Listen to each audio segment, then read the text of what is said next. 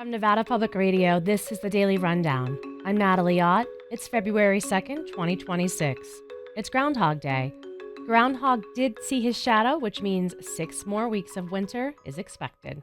The FBI is investigating a home in northeast Las Vegas suspected of operating as a biological laboratory. The Las Vegas Review-Journal reports that law enforcement searched the house over the weekend.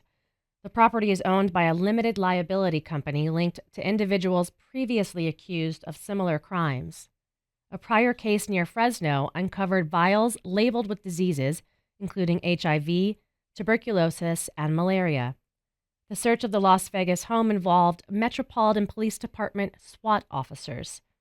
Authorities emphasize there is no threat to the public and describe the investigation as an isolated incident. Clark County School District Superintendent Joan Ebert says the district is on its way to becoming a destination for students, families, and educators. During her first State of the District address last week, Ebert pointed to improvements in chronic absenteeism and graduation rates.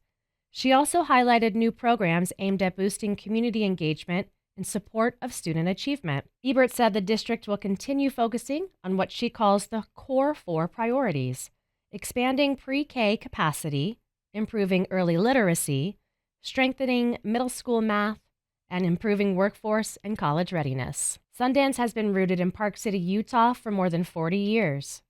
Actor Robert Redford founded the Sundance Institute in 1981, creating a space away from Hollywood for emerging artists. A few years later, he launched the Sundance Film Festival, which has grown into the world's top showcase for independent film.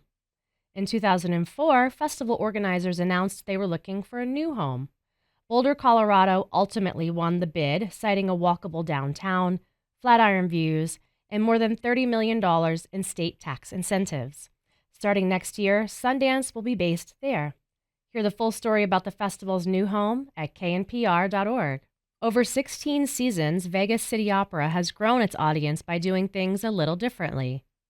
Its current production is an adaptation of Beauty and the Beast, inspired by composer Philip Glass, and his operatic treatment of the soundtrack of the 1946 film La Belle et la Bête. Glass created a stripped-down score, and on January 30th and 31st, Vegas City Opera synced live musicians with the film while singers performed the vocals on stage. The production offers a sharp contrast to the culturally dominant version of the story from the past 4 decades. Read the full story at knpr.org. 80 years ago, the first Las Vegas buffet opened with the $1 Western-themed Buckaroo Buffet that offered cold cuts and cheese. Today, visitors can drop $175 on luxury buffets with lobster tail, prime rib, and limitless drinks. The old Las Vegas buffets didn't make much money, but they allowed people to eat cheaply and quickly, giving them more time to spend their money on the casino floor. But the number of buffets has dwindled down to around a dozen on the Las Vegas Strip. Many shuttered during the COVID-19 pandemic and elected not to reopen with rising prices.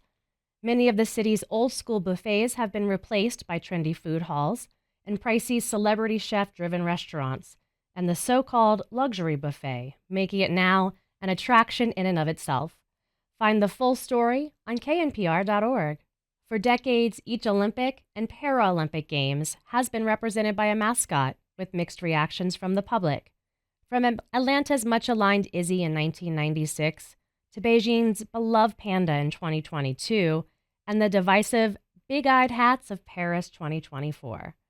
Taking up the mantle for 2026 are Milo and Tina, a pair of scarf-wearing sibling stoats, known in the U.S. as short-haired weasels.